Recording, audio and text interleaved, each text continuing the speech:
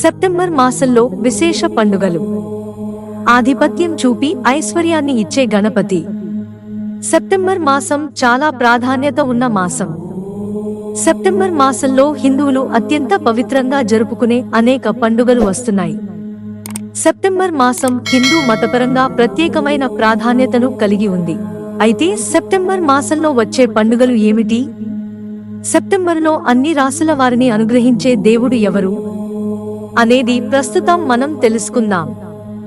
September నెలలో పండుగలు. September మాసంలో 1వ తేదీ ఆదివారం మాస శివరాత్రి వచ్చింది.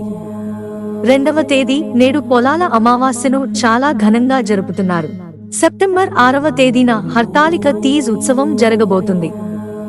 సెప్టెంబర్ 7వ తేదీన వినాయక చవితిని అత్యంత ఘనంగా హిందువులు నిర్వహించడానికి ఏర్పాట్లు చేస్తున్నారు. సెప్టెంబర్ 14వ తేదీన పరివర్తన ఏకాదశి. సెప్టెంబర్ 15వ తేదీన ప్రదోష వ్రతం. సెప్టెంబర్ 15వ తేదీన ఓణం కూడా నిర్వహించనున్నారు. సెప్టెంబర్ నెలలో ప్రతిరోజు ప్రత్యేకమే.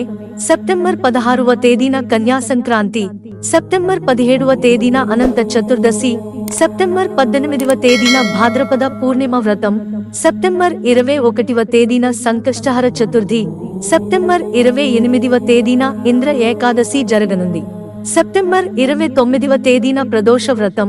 సెప్టెంబర్ 30 తేదీన మళ్లీ మాస శివరాత్రిని జరుపుకుంటారు. ఇక సెప్టెంబర్ మాసంలోని ప్రతి ఒక్క రోజు దేనికదే ప్రత్యేకమైన రోజు. భాద్రపద మాసంలోని శుక్లపక్ష చతుర్థి నాడు గణేశ జననం. అన్నిటికంటే ఈ సంవత్సరం సెప్టెంబర్ మాసంలో గణేశ చతుర్థి దేశవ్యాప్తంగా ప్రజలు విశేషమైన వేడుకగా జరుపుకుంటారు. భాద్రపద మాసంలోని శుక్లపక్ష చతుర్థి నాడు గణేశుడు జన్మించాడు. విఘ్నాలను తొలగించ గణేశుడు పుట్టినరోజు నాడు వినాయక చవితిని ఘనంగా జరుపుకోవడం ఎంతో కాలంగా వస్తున్న ఆచారం. సెప్టెంబర్ మాసంలో అందరినీ అనుగ్రహించే వినాయకుడు గణేష్ చతుర్థి, అనంత చతుర్దశి మధ్య కాలంలో వినాయకుడు తన భక్తులు ఇళ్లకు వెళ్లి వారందరిపైన తన కటాక్షాన్ని ప్రసరింపచేస్తాడని చాలా మంది నమ్ముతారు.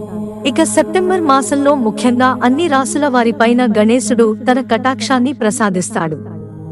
వినాయకుని ఆశీర్వాదాలతో ప్రతి ఒక్కరూ సంతోషంగా జీవించడానికి అవకాశం ఉంటుంది.